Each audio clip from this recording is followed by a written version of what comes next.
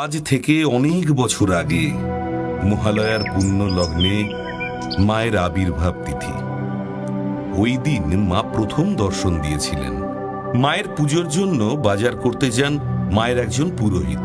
বাজার করতে গিয়ে পুরোহিত লক্ষ্য করেন একটি 5 বছরের ছোট্ট বাচ্চা মেয়ে গায়ে কালো রং মেখে, চোখে লাল রং মেখে পুরো মা কালীর মতো সেজে ভিক্ষা করছেন। সেই বাচ্চা মেয়েটি সবার কাছে ভিক্ষা চাইছে, যে যেরকম ভাবে তাকে ভিক্ষা দিতে পারে। একটা টাকা দে না, আমার খুব খিদে পেয়েছে রে, আমি 2 দিন ধরে কিচ্ছু খাইনি। মা শ্যামসুন্দরীর যিনি পুরোহিত, তার কাছেও সেই বাচ্চা মেয়েটি ভিক্ষা চাইতে গেলেন এবং বললেন, কি হলো? একটা টাকা দে না। দূর, কি হয়েছে? একটা টাকা দে না, আমার খুব খিদে পেয়েছে রে। যা যা গিয়ে খেটে খা। তখন সেই পুরোহিত বাচ্চা মেয়েটিকে ধাক্কা দিয়ে ফেলে দেন।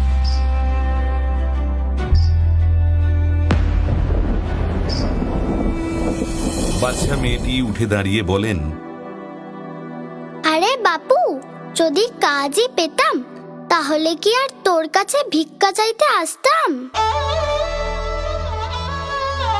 এরপর বাচ্চাটিও চলে যায়। আর পুরোহিত তার পছন্দের মতো মায়ের ভোগ করার জন্য মিষ্টি, চাল, ডাল সবকিছু কিনে আনেন, অনেক বেশি বেশি করে।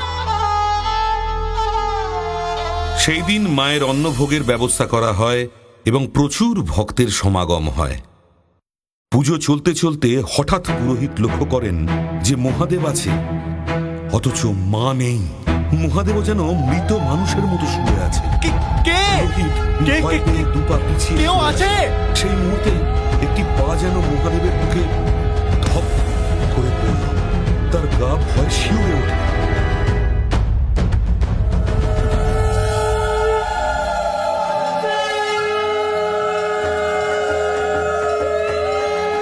চাল কলা খেতে দে, টিভি নে আমার। আমি শুধু বড় লোকের মা নই রে, আমি গরিবেরও মা। তাই আজ থেকে তুই যতই আমার জন্য বিশেষ পুজো করিস না কেন, যদি কোনো ভক্ত 1 মুঠো আতপ চাল আর একটি পাকা কলা নিয়ে আমার কাছে নিবেদন করে,